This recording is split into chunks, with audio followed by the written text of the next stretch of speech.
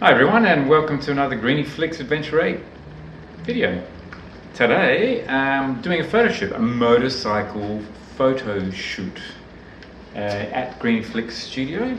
I'll use two cameras, old school versus newer school. So here we've got a D700 with a Nikon AIS 50mm 1.2.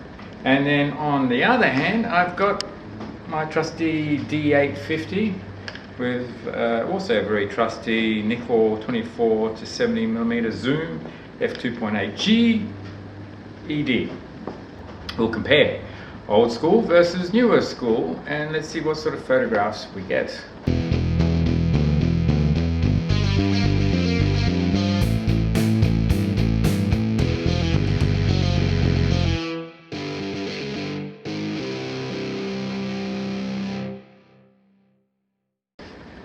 This is my subject matter here, but I will have a couple of clients coming in wanting some shots with their bikes. So now I thought to make it a bit more interesting, I'll use two cameras, old school versus newer school. So here we've got a D700 with a Nikon AIS 50mm 1.2.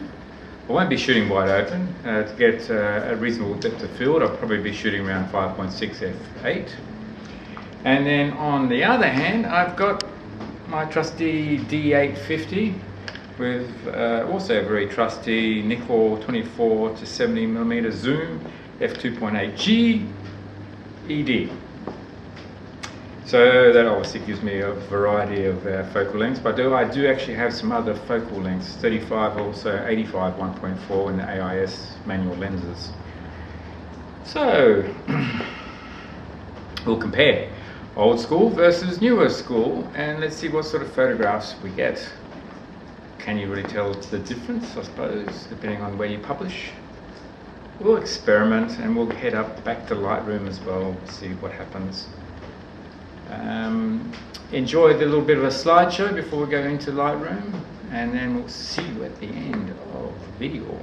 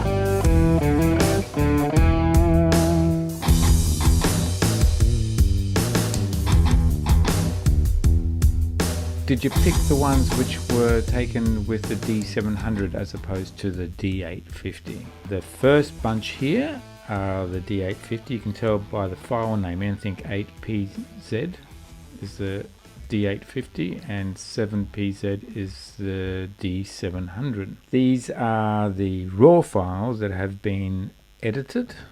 If we have a look at some of the detail here, we can see the file size. These file sizes are 52 megabytes, and if we go through a few others, you'll find that the 850 has huge file sizes for the raw, and then when we get down to the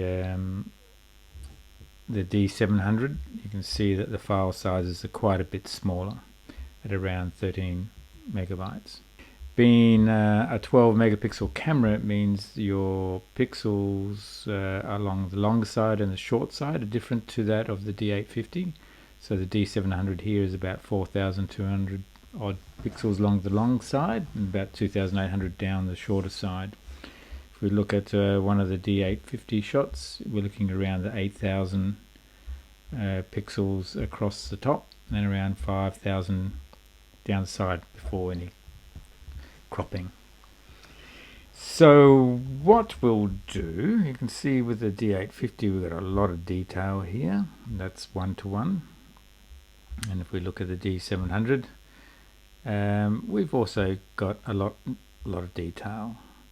But what I'll do is I'll export all these photographs so that they all around 8,300 pixels along the long side, and then whatever the corresponding pixel is on the short side, and we'll have a side-by-side look at a couple of photographs. Just in case you're wondering, how do you export your files and make and rescale them into other sizes in Lightroom? It's pretty straightforward. So you select the photographs that you want to export. So we've got all the D850 files up here and the D700 files down here. So we just select all of them and then go File, Export. I'm going to be just exporting them into one particular folder, and then image sizing, and you can choose how you want to do it here. I'm going to just make my long edge as the reference and then let Lightroom sort out the rest. So I'm saying the long edge is going to be 8,300 pixels with a resolution of 200, and this is automatically selected by Lightroom. I haven't changed anything there. And you've just got a choice of either pixels per inch or pixels per centimeter, and it adjusts automatically.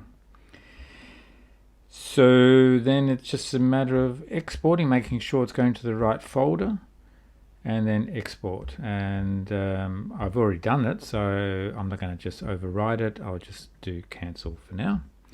And these are the actual files now in my review folder. And if we have a look at each one of these, you can see that it's 8,300 across the long edge, and then it's automatically adjusted the short edge according to the pixels. So effectively we've made each one of these photographs as if they were around the 40 to 45 megapixel photos. And once you apply the JPEG compression, you can see what they actually are. So this one is 22 megabytes. And as we go through the photos, we can see how they all 8,300 across the long side.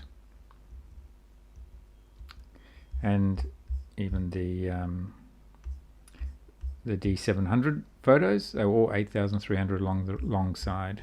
The D700 photos have, as far as scale is concerned, have been enlarged, but they were the original 12 megapixel photos. So now the file size of these JPEG files is around 14-15 megabytes. So let's take a look at the side-by-side comparison. We'll take two photographs that are very similar. So this one here is the D850, so we'll select that one, and then a similar photograph to that one is this one taken with the D700. So we'll select that one, and then we'll do a side-by-side comparison. So the bike looks pretty much the same. The subject is smiling, open lips and closed lips, but otherwise much the same. If we have a look at a bit closer, and I think this is 1:1, and you can see now the difference between the two photographs, one taken with the D850 on the left and one taken with the D700 on the right. So 45 megapixel camera and a 12 megapixel camera. And all in all, very good photographs in both cases. You can start to pick up the detail that there's slightly more detail in the D850 than the D700 once we've increased the actual image scale size. All in all, depending on how you're publishing your photograph, whether it be on the web or reasonable size print, it's very hard to tell the difference if you're not actually expanding it too large. So the D700 on the right here, and the D850 on the left here. So the D700 still does a very, very good job. So the lens I was using with the D700, just as a reminder, was the manual 50mm f1.2 AIS lens, and that was shot at f5.6 at an ISO of 200, and the D850 was using the 24-70 zoom, but at about 58mm focal length, and shooting f11 at 400 ISO. Well, I'm impressed with both cameras, both lenses, and the output from both scenarios. Colors are wonderful, and I have adjusted the white balances in both cases, so they're very similar. So what conclusions can you come from that? The conclusion, I suppose, is both cameras are great, and the D700 does an outstanding job. And if you don't need the full 45 megapixel size scale of the picture, well, then the D700 is fantastic and will produce a wonderful result. It's great if you're getting started in photography and you wanted to get a DSLR camera. D700s are going quite cheap, probably on the second-hand market, and I'll put some examples as far as pricing is concerned in above.